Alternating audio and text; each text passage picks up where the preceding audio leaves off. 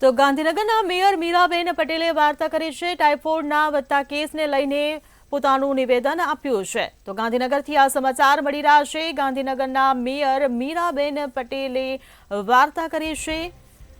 ટાઇફોઇડના વધી રહેલા કેસને લઈને પોતાનું નિવેદન આપ્યું છે। ગાંધીનગરમાં પરિસ્થિતિ કંટ્રોલમાં હોવાની વાર્તા કરી છે। ત્યારે ટાઇફોઇડના વધતા કેસોને લઈને તેમણે નિવેદન આપ્યું છે।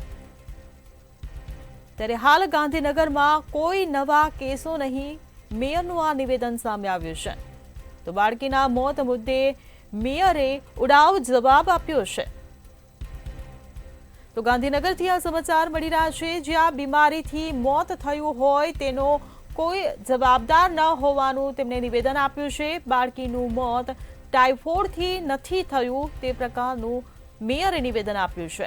આ સાથે જ કહ્યું કે બાળકીનું મોત કેવી રીતે થયું તે મારો પ્રશ્ન નથી, કોંગ્રેસનું કામ જ છે આરોપો લગાવવાનું।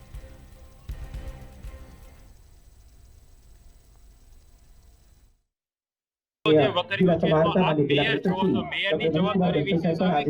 કંટ્રોલ થઈ ગયું છે, બધા દર્દીઓ બહાર નીકળી ગયા છે। એમાંથી જે લોકો જેને રિપોર્ટ આવવાના બાકી હતા એના જ વધારે રિપોર્ટ આવે છે, બાકી કોઈ વિષય છે જ નહીં। અને કોંગ્રેસ વાળાનું કામ જ એ છે કે જે ભારતીય જનતા પાર્ટી કામ કરતી હોય ને એની પર પાણી ફેરવવાનું આ પાખંડી પાર્ટીનું કામ જ એ છે, બાકી કોઈ વિષય છે જ નહીં।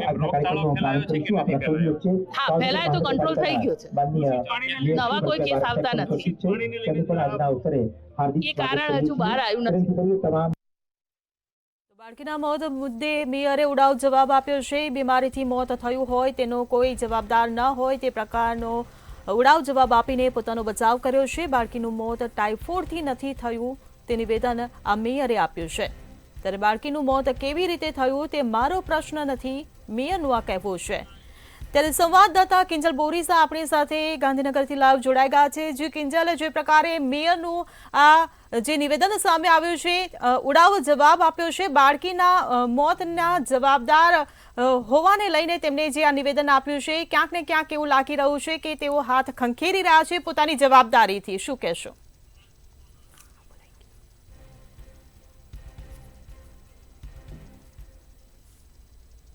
ગાંધીનગરના જે મેયર છે મીરાબેન પટેલ, તેમની સંવેદના મરી પરવારી હોય તેવું નિવેદન તેમણે આપ્યું છે, કારણ કે પોતે એક મહિલા છે અને મહિલા તરીકે પોતે એક ગાંધીનગરના પ્રથમ નાગરિક છે અને ગાંધીનગરના પ્રથમ નાગરિક તરીકેનું આ નિવેદન ખૂબ જ નિંદનીય।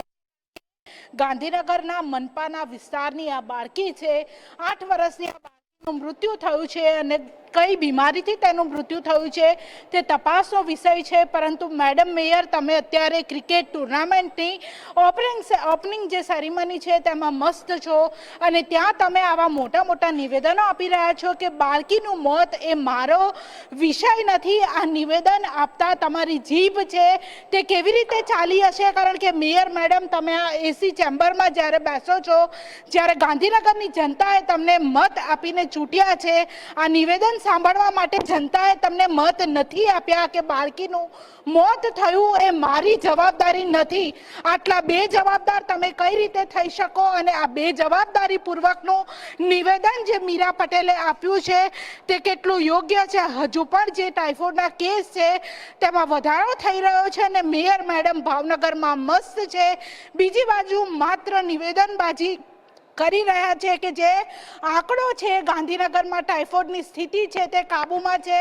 જે મોત મુદ્દે તેમણે ઉડાવ જવાબ આપ્યો છે કે જે મોત થયું છે તે કયા કારણોસર બાળકીનું મોત થયું છે અને બાળકીનું મોત થયું તેમાં મારી કોઈ જવાબદારી નથી। આ નિવેદન જે ગાંધીનગરના મેયરે આપ્યું છે તે ખૂબ જ નિંદનીય છે, કારણ કે જ્યારે એક મેયર જે ગાંધીનગરના તેઓ પ્રથમ નાગરિક છે, તેમની પોતાની જવાબદારી છે, પોતાની જવાબદારી તેમણે નથી સમજીને અત્યારે તો તેમણે ક્રિકેટની ઓપનિંગ સેરેમનીમાં મસ્ત છે અને બીજી બાજુ ત્યાં મસ્ત મજામાં તેમણે આવું નિવેદન આપ્યું છે કે જે મૃત્યુ થયું છે બાળકીનું, કારણ કે તે છેલ્લા 6 દિવસથી સિવિલ હોસ્પિટલમાં સારવાર લઈ રહી હતી। બાળકીનો જે ભાઈ છે તે પણ ટાઇફોઇડગ્રસ્ત છે, તેનો ભાઈ છે તે પણ અત્યારે સિવિલ હોસ્પિટલમાં સારવાર લઈ રહ્યો છે। ગઈકાલે બાળકીનું મૃત્યુ થઈ ગયું છે, હવે તેના અન્ય રિપોર્ટ પણ કરવામાં આવી રહ્યા છે, પરંતુ જ્યારે મેડમ મેયરની જાણે સંવેદના મારી પરવારી હોય તે પ્રકારેનું નિવેદન તેમણે આપ્યું છે, કારણ કે જો તેમણે સંવેદનશીલ હોત મેયર મેડમ તો તેમણે આ પ્રકારેનું નિવેદન જ ન આપ્યું હોત. અત્યારે તેઓ ભાવનગરમાં ઓપનિંગ સેરેમનીમાં મજા કરી રહ્યા છે અને બીજી બાજુ આવું અસંવેદનશીલ નિવેદન પણ આપી રહ્યા છે કે મૃત્યુ થયું છે તે મૃત્યુની જવાબદારી મારી નથી. બાળકીનું જે મૃત્યુ થયું છે તે કઈ બીમારીથી થયું છે તેના કારણો છે તે પણ હવે શોધવામાં આવશે. પરંતુ આ પ્રકારેનો ઉડાવ જવાબ જે ગાંધીનગરના જે પ્રથમ નાગરિક છે તેમણે આપી રહ્યા છે, મીરાબેનનું જ્યારે સંવેદના છે તે હાલ મરી પરવારી હોય તેવું લાગી રહ્યું છે, કારણ કે એક તો તેમણે અત્યારે મજા કરી રહ્યા છે, બીજી બાજુ ગાંધીનગરના લોકો છે તે ત્રસ્ત છે, આદિવાડીના લોકો છે તે હજુ પણ કહી રહ્યા છે કે હજુ પણ જે પાણી આવે છે તે દૂષિત પાણી આવી રહ્યું છે અને બીજી બાજુ મેયર કહી રહ્યા છે કે હવે આખી સ્થિતિ છે તે કાબૂમાં છે. તમે ભાવનગર નહીં પરંતુ અત્યારે પણ જો ગાંધીનગરમાં પહોંચ્યા હોત, અત્યારે પણ તમે ગાંધીનગરના ગ્રાઉન્ડ લેવલે પહોંચ્યા હોત અને અત્યારે તમે પરિસ્થિતિ જોઈ હોત, ત્યારબાદ જો તમે આ પ્રકારેનું નિવેદન આપ્યું હોત કે હવે છે તે દૂષિત પાણી નથી આવતું, હવે છે પરિસ્થિતિ, તમે હવે આજે જ્યારે સિવિલમાં પહોંચ્યા હોત, આજે સિવિલનો આંટો મારીને તમે એવું કદાચ કીધું હોત કે હવે આજે સિવિલમાં પરિસ્થિતિ છે તે કાબૂમાં છે તો તમારું નિવેદન છે તે યોગ્ય હતું. પરંતુ તમે આજે ગાંધીનગરમાં નથી, તમે ભાવનગરમાં છો અને તેમ છતાં તમે કહી રહ્યા છો કે સ્થિતિ છે તે કાબૂમાં છે અને બાળકીનું જે મૃત્યુ થયું છે તે મારી જવાબદારી નથી. અરે મેડમ, તમને લોકોએ ચૂંટ્યા છે, લોકોએ મત આપ્યા છે, તમને તમારી જવાબદારી હતી અને તેના કારણે તમને આ પદ ઉપર બેસાડ્યા છે. તમે બેજવાબદારીપૂર્વકનું આ નિવેદન ન આપી શકો, કારણ કે ગાંધીનગર છે તે અત્યારે રામ ભરોસે છે. ગાંધીનગરના જે પદાધિકારીઓ છે તે ભાવનગરમાં છે. આવતીકાલની મેચ છે, આવતીકાલની મેચમાં મજા કરવાના છે. આજે ઓપનિંગ સેરેમનીમાં પણ મજા કરી રહ્યા છે અને લોકો હજુ પણ સિવિલમાં છે. બીજી બાજુ સ્ટેન્ડિંગ કમિટી ચેરમેન કહી રહ્યા છે કે 44માંથી માત્ર 6 કોર્પોરેટરો ભાવનગર ગયા છે. કમિશનર સાહેબ પણ કહી રહ્યા છે કે 10-12 લોકો ત્યાં પહોંચે તેનાથી કંઈ થઈ નથી જવાનું.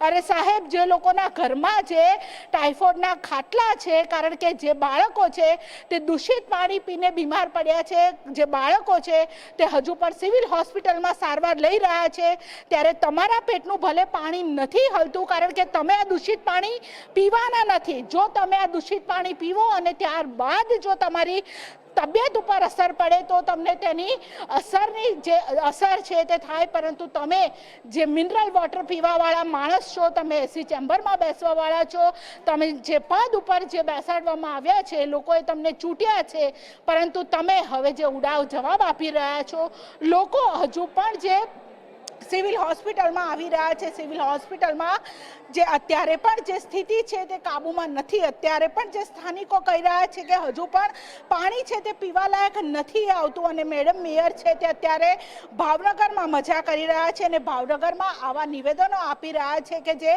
બાળકીનું જે મૃત્યુ થયું છે તે મારી જવાબદારી નથી. ત્યારે તેમનું આ નિવેદન છે તે ખૂબ જ અસંવેદનશીલ છે. બીજી બાજુ તેમણે કહી રહ્યા છે કે કોંગ્રેસનું કામ છે માત્ર આક્ષેપો કરવાનું, કોંગ્રેસ છે તે ભાજપના કામ ઉપર પાણી ફેરવે છે. પરંતુ મેડમ, તમે શા માટે તેમને મોકો આપો છો? જો આજે તમે અહીંયા હોત, આજે પરિવારની સાથે તમારે ઊભો રહેવાનો સમય છે, પરંતુ તમે તે પરિવારની સાથે ઊભા નથી અને બીજી બાજુ કહો છો કે બાળકીનું મૃત્યુ થયું છે તે મારી જવાબદારી નથી. અત્યારે તમારે તે પરિવારની સાથે ઊભા રહેવાનો સમય હતો, કારણ કે જે બાળકીનું મૃત્યુ થયું છે તે ગાંધીનગર મહાનગરપાલિકામાં આવતો વિસ્તાર છે.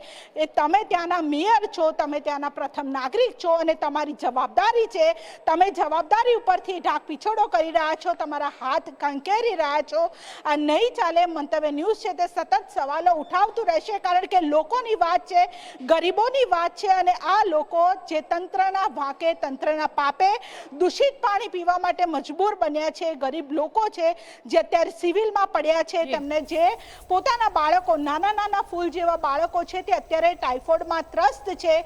બીજી બાજુ મેડમ મેયર છે તે મજા કરી રહ્યા છે, ઓપનિંગ સેરેમનીમાં મજા કરે છે. આવતીકાલે મેચ પણ યોજાવાની છે, ત્યાં પણ અનેક કોર્પોરેટરો છે તે પહોંચશે, પરંતુ અત્યારે ગાંધીનગર છે તે રામ ભરોસે જોવા મળી રહ્યું છે. જી કિંજલ, સમગ્ર માહિતી બદલ આભાર. તો બાળકીના મોત મુદ્દે મેયરે ઉડાવ જવાબ આપ્યો છે, જેને લઈને તેઓ વિવાદમાં સપડાશે. બીમારીથી મોત થયું હોય તેનો કોઈ જવાબદાર ન હોય તે પ્રકારનો ઉડાવ તેમણે જવાબ આપ્યો છે. આ સાથે જ કહ્યું કે બાળકીનું મોત ટાઇફોઇડથી નથી થયું. ત્યારે મેયરે ખુદ પોતાની જવાબદારીથી જાણે હાથ ખંખેર્યા હોય તે પ્રકારનો આ ઉડાવ જવાબ આપીને વિવાદિત જે નિવેદન આપ્યું છે તેને લઈને અનેકો સવાલો ઊભા થઈ રહ્યા છે. નાગરિકો જ્યારે તેમની પર ભરોસો મૂકીને તેમને ચૂંટે છે તો જવાબદારી તેઓ કેમ નથી નિભાવી રહ્યા તે પ્રકારના અનેક સવાલો ઊભા થઈ રહ્યા છે.